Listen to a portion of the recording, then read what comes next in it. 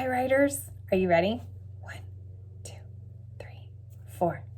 All right. Well, I am very excited about the poetry that you're writing. I'm getting some good submissions back from students, and I am very impressed. You guys are doing an excellent job with poetry. Very nice. One thing that I wanted to talk about was that we had said you needed to use a strong feeling to start your poem, right? Something that gave you a big, strong feeling. And we talked about things that we love and things that make us happy. But I got to thinking that happy is not the only feeling that's out there, right? There are other really strong feelings out in the world, and it doesn't always have to be happy, right?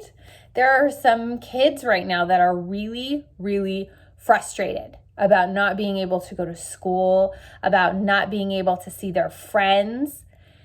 That's a big feeling too, right? So there are other things that we can write about with poetry that don't just have to do with being happy.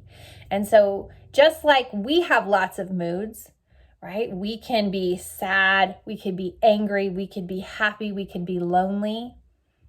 Poems can have moods too. Poems are very, very moody. Okay, so let me show you an example of one. So this comes from Knock at a Star, and it's a collection of poems. And this one is called Listening to Grown-Ups Quarreling. Already gives you kind of an idea of what kind of mood, right? This is by Ruth Whitman. Standing in the hall against the wall with my little brother, blown like leaves against the wall by their voices, my head like a ping pong ball between the paddles of their anger. I knew what it meant to tremble like a leaf. Cold with their wrath, I heard the claws of the rain pounce. Floods poured through the city. Skies clapped over me, and I was shaken like a mouse between their jaws. That did not leave me with a happy mood, I have to say. That definitely gave me a feeling of being scared, being frightened, right? And that was a very strong feeling that she was having when her parents were quarreling or fighting. So yeah, I wanted to show you some other poems and talk about how you can put moods into your own poems. Okay, so take a look at this.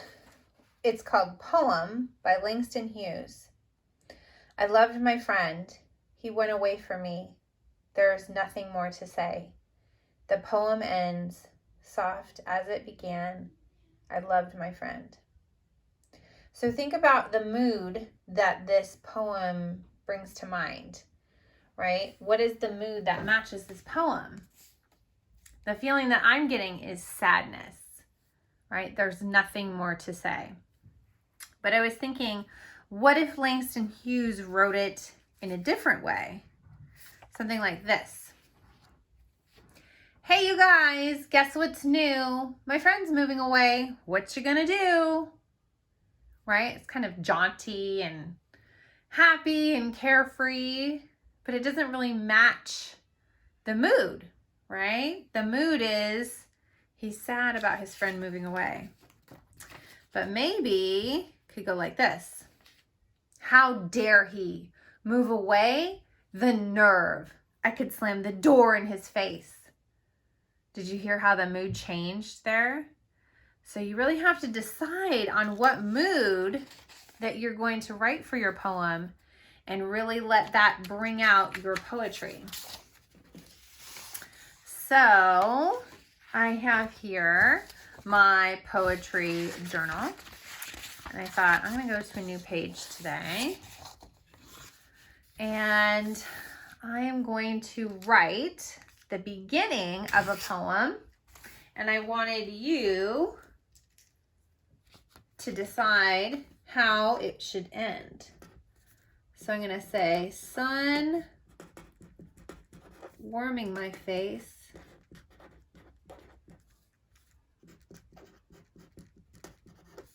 telling me it's a new day. Okay. So now we have to imagine the mood. How should this be? There's lots of different ways we could go, right? If you wake up in the morning and the sun is warming your face and you are happy about it, the next words in the poem are going to be a lot different than if you wake up on the wrong side of the bed and you are like, too bright, can't you see, son? I am sleeping in here. Or, listen, you hot ball of gas, you're shining right in my eye, right? So it depends on the words that you use and the way you use line breaks and where you put those words. It really helps to make a mood and bring it out. So today what I'd like you to do is I'd like you, depending on what mood you're in today, use these first 2 lines for your own poem and finish it in whatever mood you like. And then when you turn it in to me, then I can guess what mood you decided on for your poem. So you will recall this, right? We had this poetry decisions that strengthen meaning. And we talked about making meaning with images and with music. And we've got one more down here, put it all together. So you have to decide on the mood and bring it out. So that's what we're going to be doing today. So remember, this is the first 2 lines of your poem today. And then you can write some more depending on what kind of moody poems you want to write. Have fun.